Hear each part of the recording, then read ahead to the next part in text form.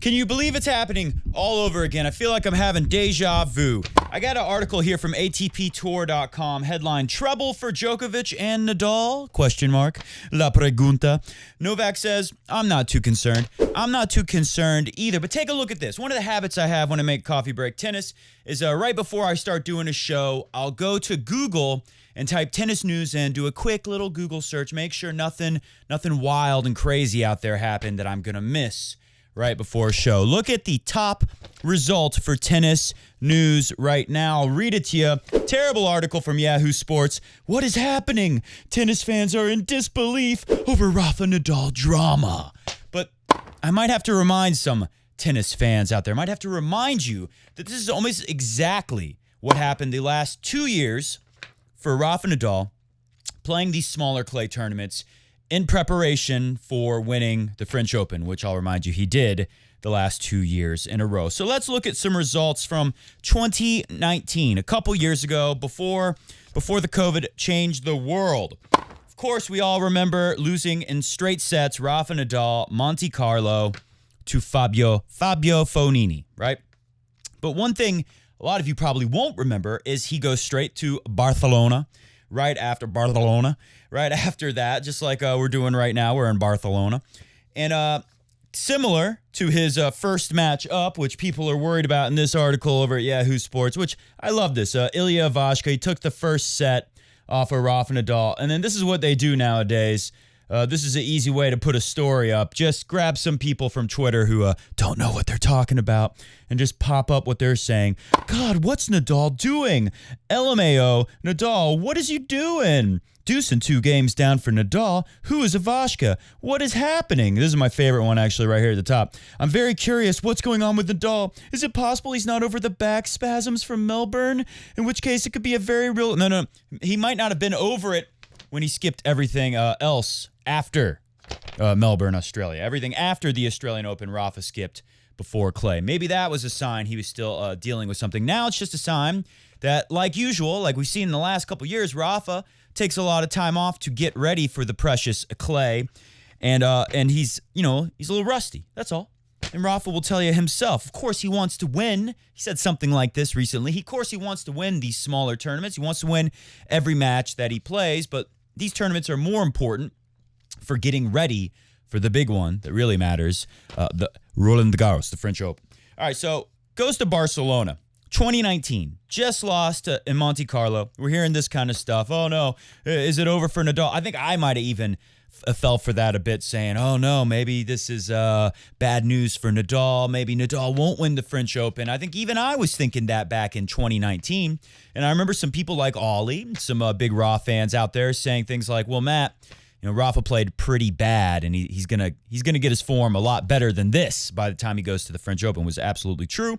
Goes to Barcelona, drops the first set to Leonardo Oscar Mayer Wiener, just like he drops the first set to Ilya Ivashka a couple days ago.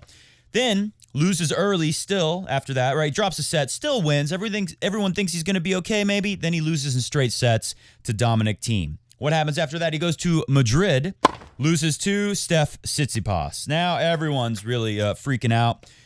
Then he goes to Rome, gives the Joker a bagel in the final as he wins the Rome Masters tournament. And then, of course, he wins the French Open. Let's go to last year. Clay started in Rome, in Roma, in 2020. And, of course, it was in October. But it was still the same kind of stuff, very similar to what we just saw in Monte Carlo. Rafa comes out, blows a couple dudes away, gets our friend Pablo Carrena Busta, 6-1, 6-1. Gets Duzi Lajovic, who at the time we're thinking, Lajovic was pretty good on clay last year. Maybe he's going to be pretty good. Rafa gets him 6-1, 6-3. Then he loses in straight sets to Schwarty D. Everyone's in a panic. What does he do? He goes to the French Open in October in the worst conditions ever for his game, and he wins it without dropping a set.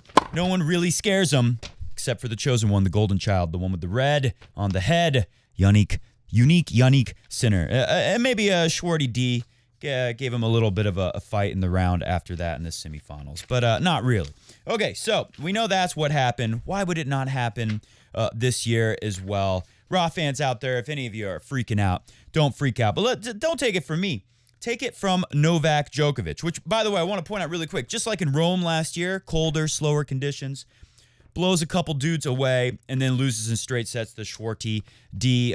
We've got some cold conditions here. Don't be surprised if somebody knocks out Rafa in Barcelona, just like he had in 2019 a couple years ago. A slow start with Leonardo Oscar Mayer Wiener dropping a set. Goes on to, he's playing good after that, and then he loses straight sets to Dominic Thiem. Don't be surprised if someone takes him out here, although looking at the draw, I don't think it's going to be Schwartzman or Busta, although who knows? Schwartzman, just in time, is playing really, really well. So maybe Rafa. I don't think it's going to be Cam Norrie in the quarterfinals, which we're going to have tomorrow. I'm thinking maybe in the final, one of these several guys like Rublev, Sinner, Tsitsipas, who knows, maybe Felix Auger if he continues to play well here, which is about time for him, right? Because there's a lot of young players who are already coming up and we're kind of forgetting about Felix Auger as being one of the future players of tennis. I mean, don't get me wrong, a lot of people are still very excited about him, but there's already some young names, who are. He needs it. He needs to get some wins right now to remind everyone that he's a big time next gen guy as well. Anyways, so moving on, let's hear, what did Novak Djokovic have to say about being concerned? I'm not too concerned. And I would say that really quick. Why did Ilya Ivashka almost beat Rafa? These people who are on Twitter, who are so concerned, who are so worried about Rafa. Well, one, the conditions were really bad that day. Very slow conditions. In fact, we just had Aslan Karatsev. He just said usually he doesn't talk. He's not very talkative in his on-court interviews after he wins. He just got a win over Aljaz Bedene today. And first thing he said was, it's very difficult to play here. It's very cold. The ball doesn't move at all. Very honest from the very honest Aslan Karatsev. So that was a factor. Conditions were better for Rafa today, beating Nishikori. But last time out against Ilya Ivashka, conditions were not good for Rafa at all. And the problem with that is when you play in these slow conditions, if it's a guy like Ivashka who can just crush the ball, even though a lot of people on Twitter have never heard of him before, apparently. If it's a guy who can crush the ball and you're struggling a little bit, Rafa's missing a lot, just like in Monte Carlo, missing a lot of backhands, throwing in more double faults than we're used to seeing from him, even missing forehands at some key moments where he needs to win points, the pressure moments. You got a guy who can crush the ball, bad things can happen. Really good on Rafa to find his way out of that. Really good on Rafa to beat Nishikori today. But let's hear what Djokovic has to say about the trouble and concern. I think this is great. We probably made lots of people think that we can play perfect tennis every single week for the rest of our lives, but that is not possible, says Novak Djokovic. I don't think there is anything strange. It's just a bad week. If our parents have a very good day, they win a match. It's just as simple as that. I think Rafa, myself, Roger have been very successful, dominant the past 15 years, blah, blah, blah, blah. Now we have a new generation. We have to understand how to improve, how to get better, how to adjust our game to this new group of players that are challenging us for the top spots. That's a little interesting to hear from Novak Djokovic, number one player in the world. But here's the bottom line. Not too concerned, says Djokovic, especially when it comes to Rafa on clay. So I ask you, as I'm fond of always asking, are you going to bet based on what you've seen so far with Rafa's struggles? Are you going to bet your Bitcoin that Rafa Nadal is going to go down this year at the French Open? He's not going to win it? Are you going to chance your Cardano? Are you going to endanger your Dogecoin? I don't think so. No chance. So we take this article and we crumple it up. It's very cold. Mr. Goat is not here today because it's so cold, but he said he wanted me to let everyone know that he's thinking of you, and he said I could use his tiny tennis racket, his tiny cat tennis racket for today's show. So here goes with Mr. Goat's tiny tennis racket. Very difficult to hit with, but I think we'll manage today.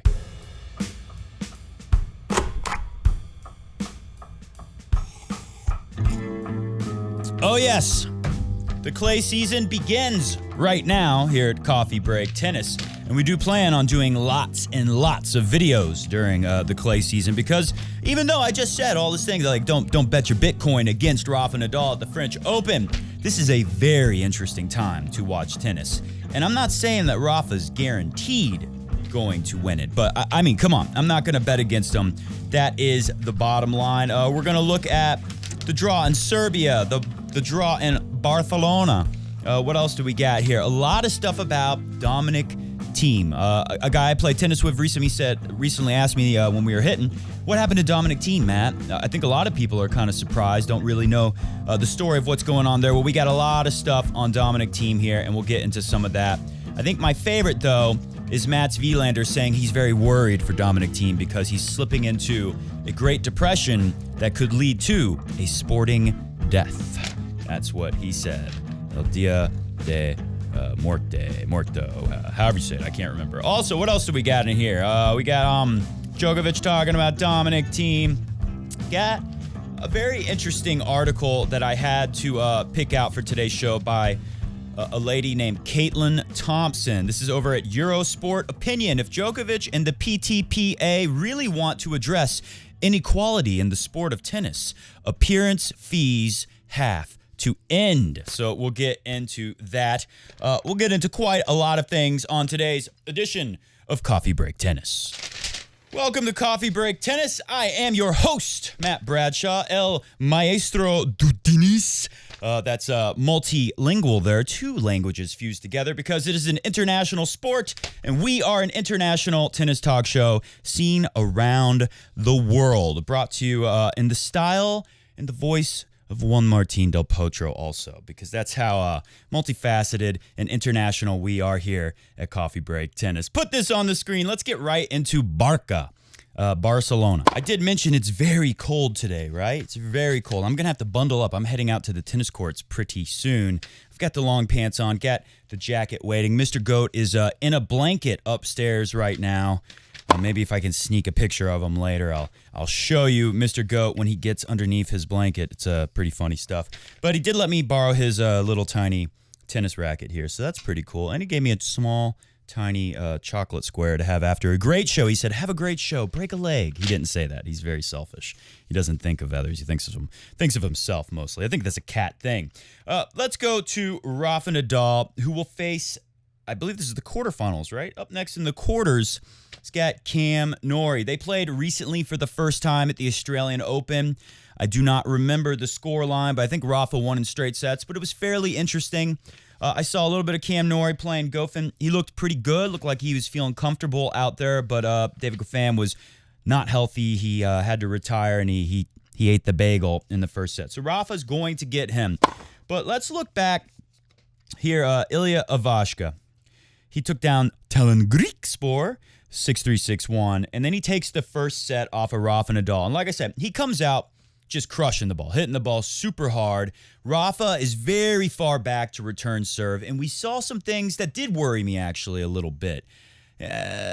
Because it shouldn't. Like I was saying, the beginning of the whole show is saying, hey, we've seen Rafa struggle at the very beginning of these tournaments, these warm-ups in the last couple years, but he always comes good in the end, and I think he'll do it again, although I have said in the last few years, or in the last year, I'd say that, don't expect Rafa to win like 10 more. I think he's good for 1 or 2. So I still like that. I like him this year, and I'll like him next year. After that, you gotta have to start thinking that somebody steps up from one of these younger players. Even though Dominic Thiem might not be the player this year, he himself has admitted that he doesn't know where his game is right now. He's dealing with some injuries, but the main thing for him is dealing with mental stuff. But we'll get into that. We'll get into that later. The one thing that really worried me when I watched Ivashka and Nadal was that Nadal's returns were dropping very, very short. And again, just like in Monte Carlo, he's missing a lot of backhands. Felt like a lot, at least. I don't have the numbers here. And throwing in some double faults at bad times. Not a ton, but throwing in some double faults. You're used to seeing Rafa. I think he had a very low first serve percentage in that match as well. Against Nishikori today, that was nothing to worry about at all. That was kind of what we expected, or what I expected from Dimitrov. I think a big part of why Rafa wasn't ready for Rublev is because Dimitrov gave him such a bad match. If you didn't see that match was terrible. It later came out. Dimitrov himself said it in his presser that he had a tooth that was rotting away, a decaying tooth.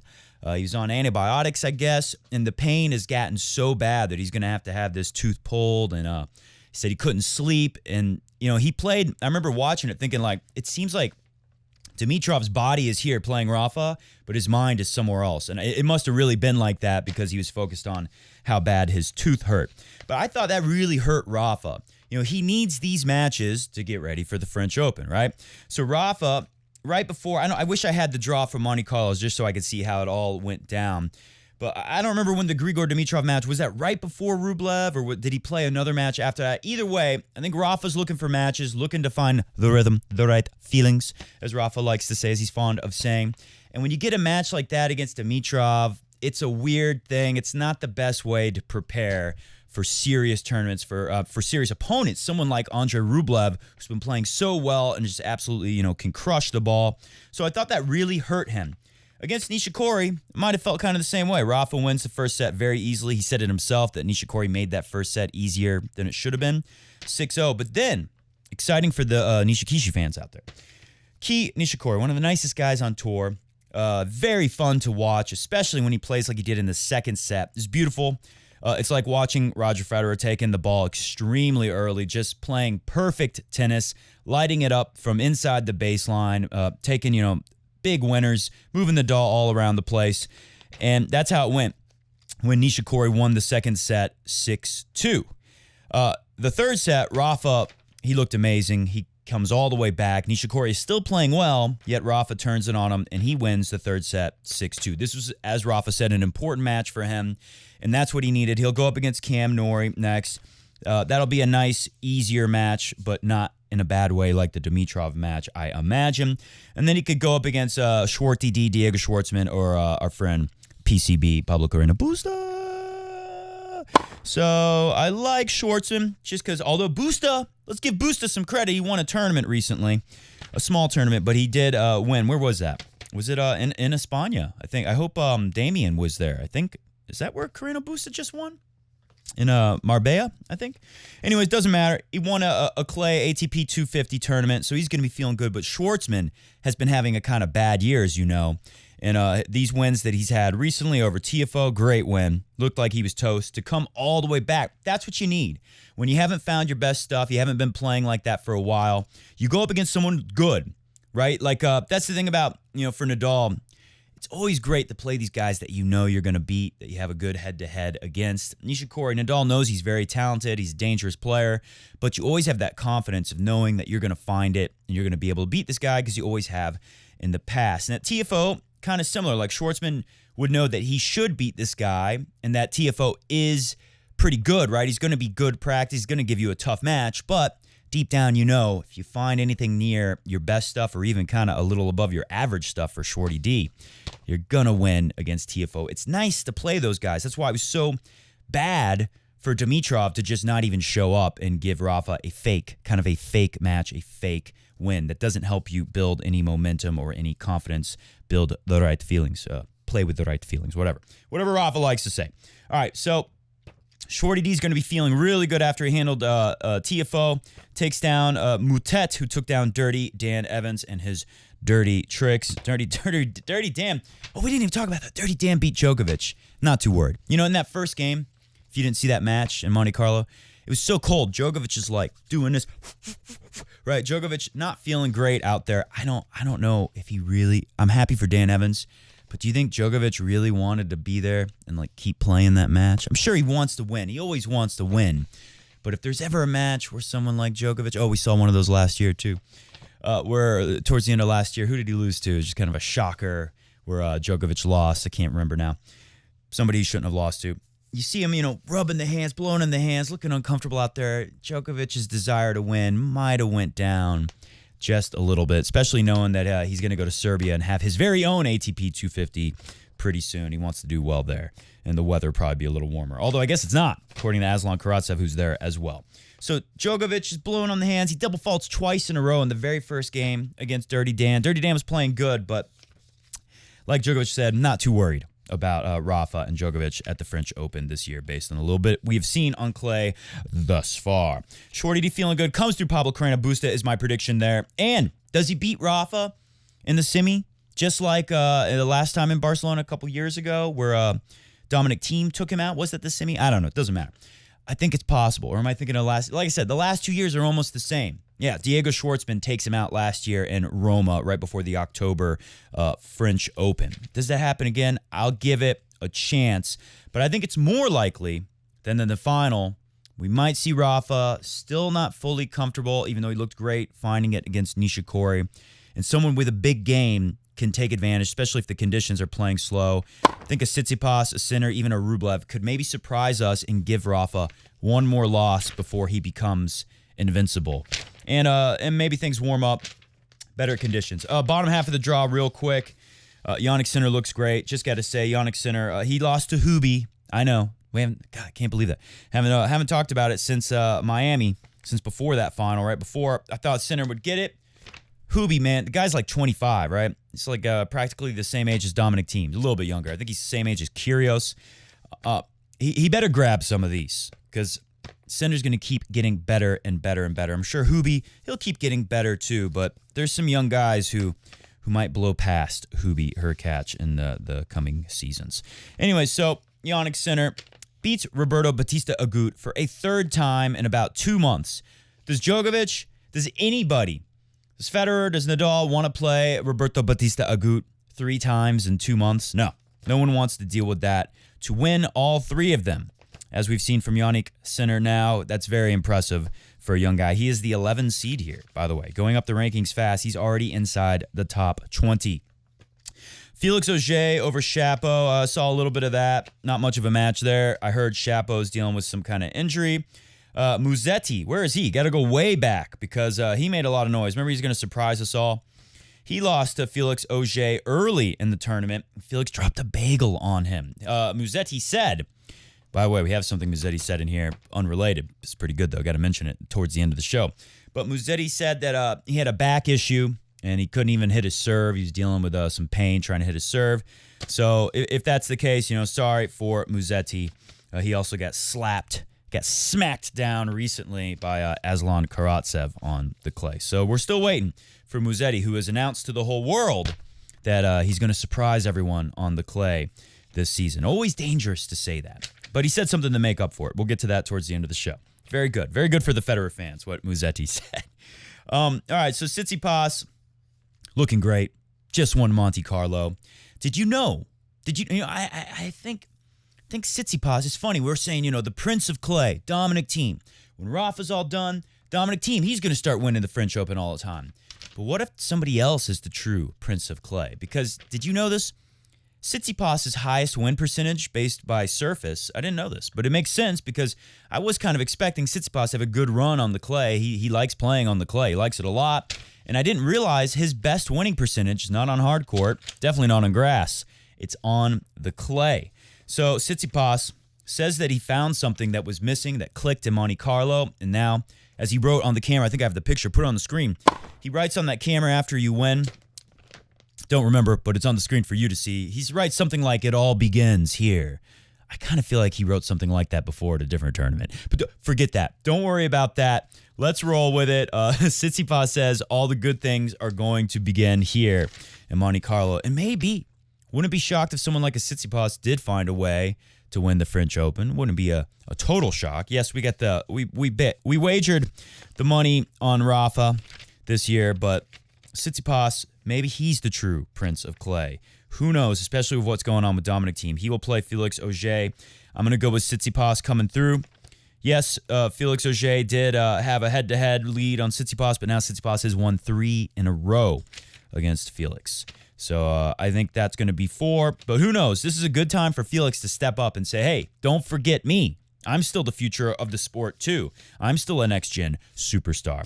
Jannik Sinner and Rublev really meet kind of for the first time. They played late last year after the U.S. Open when, remember, Sinner looked like he had some kind of injury issue or something when he was up 2 sets to love against Karen Khachanov at the U.S. Open, then ends up losing in 5. I think he was down like 2-1, something like that, on serve maybe, and he retires against Rublev last year. So that I don't really count that. They're going to have their first meeting right here on the clay. I think Jannik Sinner is going to beat Rublev tomorrow. Especially, take a look at this. Take a listen to Rublev. The first match, you told us you felt angry about the way you played. What are the emotions today? Nothing changed. I didn't learn the lesson, so. But yeah, I mean, in the end, I won, and the most important thing, I'm happy that I managed to win somehow. And we'll see what's going to happen tomorrow. I don't know, not much to say, really. Yeah, it is frustrating, but the fact that you managed to get through these difficult matches must give you some confidence. No, for sure, for sure. When you're not doing something correct and you're still winning the matches, it's also a nice feeling that gives you confidence that maybe sometimes something can go wrong and you still can be able to win a match. But also, I mean, I was a bit lucky. It's weird. Rublev has been winning more than anyone this year, but he's losing when it counts most. A shock when he lost to Hubie Hurkacz in Miami. A lot of people thought he was going to win Miami. I thought Sinner would win Miami. Hubie Hurkacz spoiled things for a lot of us. Dashed the dreams of a many. Where else did Rublev disappoint? Of course, in Monte Carlo, he beats Rafa. You think he's going to go all the way? He doesn't. Rublev is still upset. These losses are getting in his head. And as you heard from that clip I just played you, he's angry. I was a little worried at Monte Carlo when Rublev said that now, just like Roger Federer years ago, he has decided to stop, smashing rackets and letting his emotions take over during matches. He decided he plays better. He's moved on. And I thought to myself, because it's very difficult to do that. I myself, in playing my tennis matches, have thought the same thing, that, I'm done throwing my racket at the soft part of the fence between the metal sticks so the racket doesn't smash, and screaming and cursing as loud as I can. I'm done. I've moved on, just like Roger Federer. And next time you're in a bad situation, it all comes back, and then you realize you haven't moved on. Well, I think that's happening right now. He was just talking about that. Rublev was just talking about that, how he was working better on mental things in Monte Carlo, and now he's back to letting his emotions get the best of him. But hey, at least he won. He said something to that effect. I was worried when I heard him say that because I thought, well, what's going to happen next time you're losing and you go nuts and you lose it? Are you going to feel like you've totally lost control now? Are you going to feel like this is like a big problem? Is it going to get in your head in a match? I think it's in his head right now, and I think Jannik Sinner is going to come up and smack him like my cat likes to do to me when he's very hungry. You got to smack him with the claw. So Jannik Sinner, I think, gets through Rublev, and Tsitsipas, I think, through Felix. Tsitsipas or Sinner, oh my gosh, tough to call. I'll lean towards Tsitsipas right now, but that could be a very tough match. I like Rafa to get to the final, and I think Rafa goes down to one of those very talented guys, Tsitsipas or Sinner. All right, give Mr. Goat's tennis racket another try. Pretty good. Maybe I'll take this to the court and try it out with a real tennis ball, which is almost the exact size of the but of course cats, when they play tennis, they use very tiny balls. Very tiny balls with cats. All right, moving to Serbia. Djokovic will take on Kecmanovic tomorrow. He took on Siwoo Kwon, who's a pretty good player, talented young player. Djokovic smacked him. Karatsev just came through a tough one with Bedene and a tiebreaker in the third set, and said that it kind of sucks because it's so cold, the balls are not moving. Yes, it's cold here too. I played yesterday. Very frustrating. Hit a ton of shots that would have been a winner in normal weather, and the cold weather extends the points. That's why it's dangerous for someone like a Rafa to play that Ilya Ivashka guy. Yeah, you never heard of him. Twitter people, whatever. But that guy can crush the ball. Usually Rafa can do enough to disrupt that dude's game to where he doesn't get a chance to crush too many balls. But when Rafa's dropping it short, like he used to in the days where things were really bad for Rafa years ago, which made me nervous seeing it happen again, someone like Ivashka can all of a sudden become very dangerous. Good to see that Rafa fixed that pretty quick. Karatsev plays the qualifier Gianluca Major, who took out Alexei Poprin. Big server like Poprin. That's why Kyrgios is skipping the clay. Kind of sucks, especially cold conditions in clay. Normally your serve, you rely on it to give you some cheap points. Well, not going to happen on super duper slow clay. Let's see, Taro Daniel, lucky. A lot of seeds are out. Taro Daniel, the lucky loser, takes out Millman. Goes on Del Bonis, who took out Duzi Lajovic, the 4 seed. Not rediscovering that clay court magic from a couple years ago. Krajinovic had a meltdown earlier in the tournament, but he is here to play Berrettini. Berrettini is one of these guys where I've talked about it recently, and I wanted to do it. We're not going to do it today, but at some point, I'll show you the breakdown of these guys' rankings. It will shock you how many players have really high rankings, and all of their points are from 2019. If you strip, even Federer, right? Like Federer, if you take away his points, you can't really take Wimbledon away because there's been no replacement tournament. But some of these guys, they had a chance to play it again in 2020. Or even this year with some examples, the way they're doing it, you can keep half your points, and you could go play Miami, and if you lose first round, you keep half your points from last time. I think someone like El Chapo might have benefited from that a little bit. Roger Federer definitely benefiting because he didn't get to play it. But if you take away all the 2019 points and just look at stuff from 2020 and this year, a lot of top players, even Roger, will hang on to some points. Remember, he went to the semis in 2020 at the Australian Open. But a lot of players like Matteo Berrettini, if you strip away his points from 2019, he would be, I think, like just barely inside the top 100 or barely outside of the top 100 in the world. And of course, that doesn't, we can't set that in stone because, like I've said previously in previous shows, they've kind of incentivized players not to play during the pandemic. And if Berrettini, didn't think like, okay, well, I can skip this tournament or, I don't have to do well at this tournament because I can keep some points. Maybe if he was a little more hungry to go out there and play because he had to get some points, had to earn a paycheck from playing tennis right now, maybe he'd do a little better. I don't know. But he got a win over Cecchinato here. He plays Krajinovic. Could have Taro Daniel or Delbonis. Could have a chance to make a run to the final of this ATP 250. That's what Berrettini needs right now because, again, a lot of players, if you go through their rankings, take away those old points from a couple years ago, those rankings are very, very low. They drop a lot. All right, let's move on to Dominic Thiem. Oh, by the way, predictions. Djokovic wins in Serbia. Just because it's such an easy draw. I like this little cat racket. Maybe Mr. Goat will let me use his racket more often. Dominic Thiem showing the ultimate signs of depression, says Mats Wilander. Mats Wilander has expressed concern over the mental health of Dominic Thiem, saying he fears that he may be suffering a sporting death. Those are harsh words, Mr. Wilander. But he makes some good points here. They go on to talk about how ever since the U.S. Open, Dominic Thiem has said that he's felt very empty. And I have some of Dominic Thiem's own words, so you don't have to just hear Mats Wielander's version of it. We'll get to that next. But Wilander says he hasn't played since pulling out of Miami, Monte Carlo, Belgrade, Serbia, Belgrade. And Wilander says now the signs are certainly very worrying from Dominic Thiem. For a tennis player, the ultimate indicator of depression is when you are on the court and you no longer feel that visceral urge to win. When the outcome doesn't matter anymore, it's an alert. It's like a sporting death. And Dominic Thiem, let's roll right into what Dominic Thiem has to say. That's enough of Mats Wilander. He kind of confirms a little bit of what Mats is talking about here. And I think it's very interesting. All right, so one, headline, Eurosport, I fell into a hole, says Dominic Thiem. Checking the time because I got to hit the tennis courts pretty soon. But don't worry, we got enough time for that one article, which is quite interesting, I think. I spent 15 years chasing the big goal without looking left, right, up, or down. Okay, he said left or right. He didn't say up or down. But he hadn't looked up or down either. As I said, I achieved it. He won the U.S. Open under strange circumstances. But to me, that's not so important. In a way, some things have fallen by the wayside. My private life, dealing with things, broadening horizons. You have to do something for your head, for your brain. There was only tennis, and I want to change that a bit. When you spend your whole life chasing your one big goal, and you give everything to it, and then you achieve it, for a while, things aren't the same as they were before. That's normal.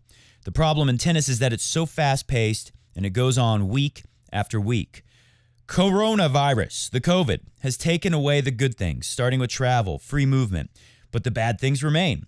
It's difficult. This is interesting, too, what he says here, talking about some other players might like COVID for their game. It helps them the way things, obviously no one likes COVID, but saying the way playing tennis tournaments has completely changed. Some players might say it suits their game and their style a little better.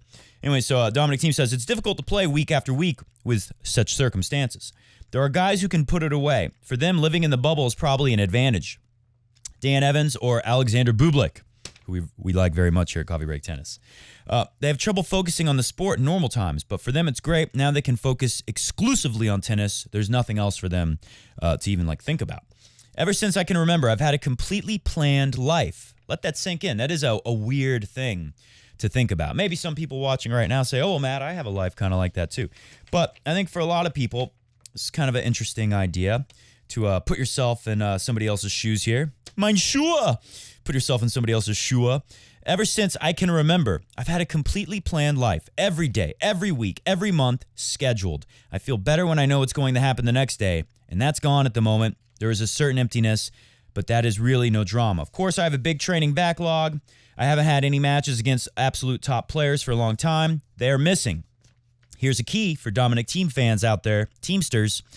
I don't know where I stand. I hope that will come in Madrid and in Rome. I want to be fully competitive in Paris. That's my ambition. I saw some other quotes. That's a translation. I'm sure he's speaking in Deutscher. But I don't know where I stand right now. And that's very true. Dominic Thiem, I saw, there's more to that I've seen in other places. Dominic Thiem, let's try a backhand volley for Mr. Goat with his little racket.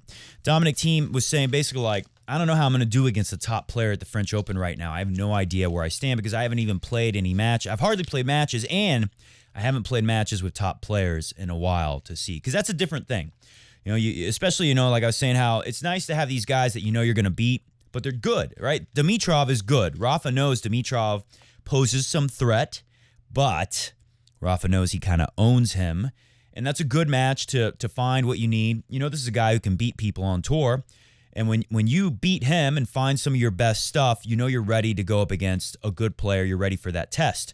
Now, if you haven't played a good player in a while, a really good player like a top fiver, that makes it a little more challenging, of course. But if recently, you had a match a month ago against somebody who's in the top 10, and then you have some matches against someone like Anisha Corey, who has been in the top 10, but not playing so well lately, but playing pretty good now.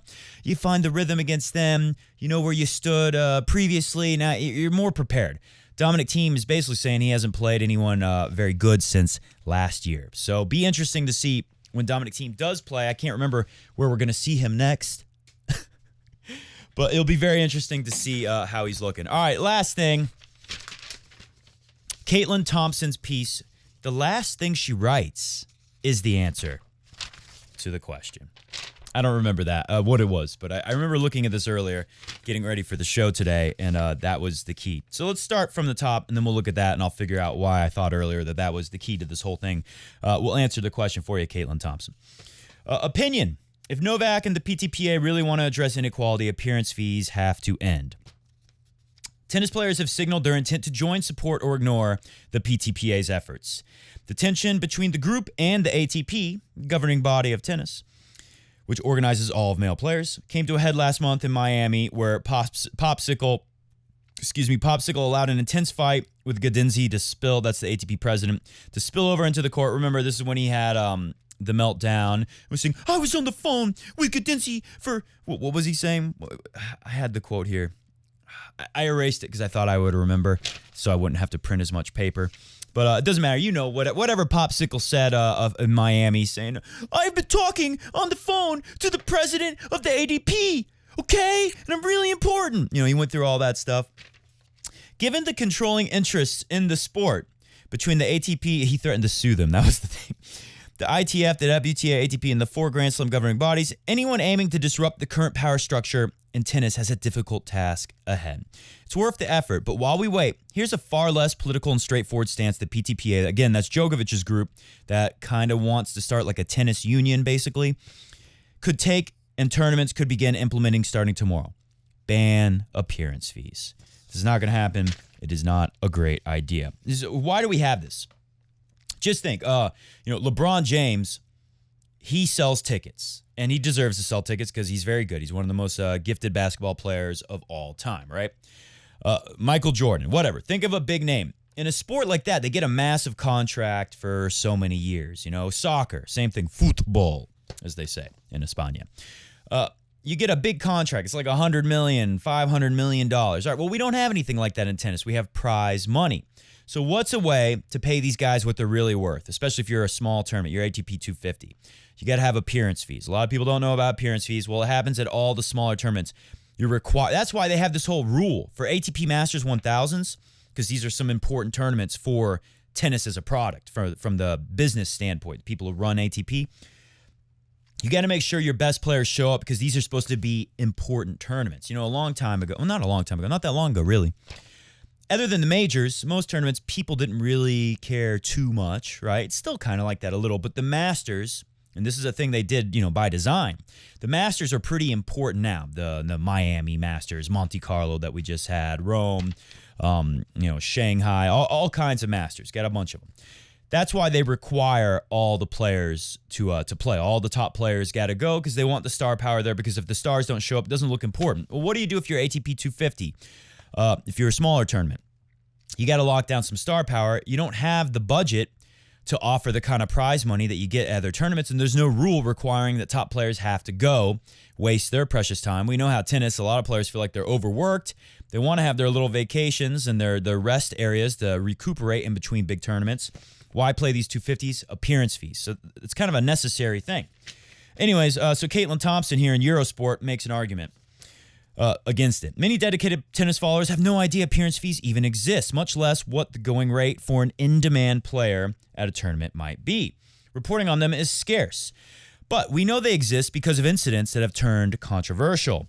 Jack Sock, a few years ago, 2018, was asked to return his $100,000 appearance fee. He's paid $100,000. Again, it's not prize money, just showing up. Well, Jack Sock in Auckland, this happened 2018. He lost in the first round, and it was deemed a subpar effort by the tournament officials. The people who shelled out $100,000 for Jack Sock to show up. They said the guy wasn't even trying. He just showed up to collect his $100,000 in a first-round loss. They wanted the money back. That's how that story came out. Otherwise, it's a private negotiation. It should be private. When Alexander Zverev ended his commitment to City Open in Washington 2019, the owner explained that they offered him less money in the past, and that's why he said, "I'm not coming anymore." And, of course, Rafa skipped Mexico very recently here, and the tournament announced they had no appearance fee money for him. He said it was because of the back spasms the person on Twitter was so worried about. But a lot of us thought, maybe Rafa thought, not worth going all the way over there. They reduced the prize money everywhere, and they can't pay Rafa. I think he gets $1 million. I think any big three, you're going to show up to a small tournament, it's $1 million. Roger Federer, who probably makes the highest fees among all players, definitely. Of course, what does it say here? Is on payment on top prize money. I can't find. Oh, here it is. With confirmation that Federer is going to be playing in Geneva. By the way, Federer is going to play in Geneva. That was some big news there. I didn't mention that today. Right before Roland Garros. Tournament organizer Gerard Sobanian was quoted as saying the negotiations for Federer to play in his own country in Geneva in a small, tiny tournament. 2 years they've been negotiating his appearance fee for this tournament. So just think about that. Many speculate that it could be as high as $2 million, worth every penny. If Stuttgart's clay tournament is any indication, the $2 million they budget for appearance fees eats up what would otherwise be on the table. Appearance fees only serve to further the dynamic in tennis where the rich get richer and the pot is smaller for the workaday players who rely on prize money to fund their careers. And then here is, now I see it immediately. This is the answer. If anyone's wondering, maybe this is the way. Is this the way? Is this what we should do to fix things in tennis? Caitlin Thompson, she's wondering a little bit. Here's the answer. The answer is no. Tennis isn't one player or three. If the PTA is serious, PTPA, about addressing inequality in sport and providing more economic opportunities for lower-ranked players, Djokovic can put his money where his mouth is and lead the call to end appearance fees. Yeah, Djokovic gets a lot of money in appearance fees, I'm sure. Here's the problem. Tennis isn't one player or three. But let me tell you a secret. What's the name again? Let me tell you a secret, Caitlin. It is. It's three. It's Djokovic, Federer, and Nadal. Tennis is three players. And on the women's side, you got a couple of players. You got Osaka, who is she really selling tickets like crazy? And you got Serena, who is selling tickets. Even Venus is probably selling some tickets still. So, like I said, you got to give a massive contract to big-name players. I can't think of any soccer players off the top of my head right now. But big-name football players, Tom Brady, who's such a selfless, great guy that sometimes he takes less money than he deserves because he wants to have money left over to get some good players on his team and help him win a Super Bowl. That's a real champion right there. A guy just wants to win. It's just three players. You can't give them a giant contract, so what do? You give them appearance fees, and of course, they do well on endorsements. We'll keep this one. We'll just leave it here in the archives of tennis history. Hit the music. Got to get out of here. ATP in talks with WTA over possibility of grouping commercial rights together. Long story short, it's going nowhere. What they're going to do is redo the app. So the app has ATP and WTA early next year together. So be prepared for the app to not work when they try to update it and crash the system and take a long time to fix it because they're terrible with apps. Recently ended their perfectly fine app to make a new app that wasn't working for a little bit. It's working okay now. They'll mess it up again early next year. But we got some news on vaccinations. Some tennis players are saying everyone's got to get a vaccination. Even Nadal is saying that the only way out of this nightmare is the vaccine. It is the answer. Last thing with the music playing, though, this is the one I want to get to. I don't care about that other stuff as much as this. Rafa Nadal was always my idol, but I switched to Roger Federer because he is the GOAT, says Lorenzo Musetti. At first, my idol was Nadal, perhaps due to the fact of being left-handed, because as a child, you like to see someone with their gestures on the court who says, let's go. I have great respect for him, but I switched to Roger Federer because I identify as a one-handed backhand. I identify with his one-handed backhand. I thought he said he identified as a one-handed backhand. I don't know. I really like my one-handed backhand. He is the GOAT. Roger is the GOAT. You heard it from Musetti. If he knows anything, then maybe he's right about this one. Maybe Roger is the GOAT. Because of what he's achieved, because of his elegant way of playing, he's a role model, both on and off. I was warming him up last year at the Aussie Open. Indelible memory. It was the greatest day of my life. Stuff like that. All right. Thank you. Mr. Goat is happy to know that it was a great show. I'm going to have a chocolate square to celebrate a great show with you. We will be back on Saturday. Mark my words. Maybe even I'll try to squeeze a show in tomorrow, but I doubt that. Count on it Saturday and take a little peek tomorrow to see if there's a show as a bonus because there's some really good matches tomorrow. But most likely, we'll catch you all up on everything. Just like Djokovic in his book. He had been on the perfect diet for so long, and then he decided to reward himself with one chocolate, and he spit it out. It wasn't even worth it. I'm going to finish it, though. We'll be back. See you very soon. See ya!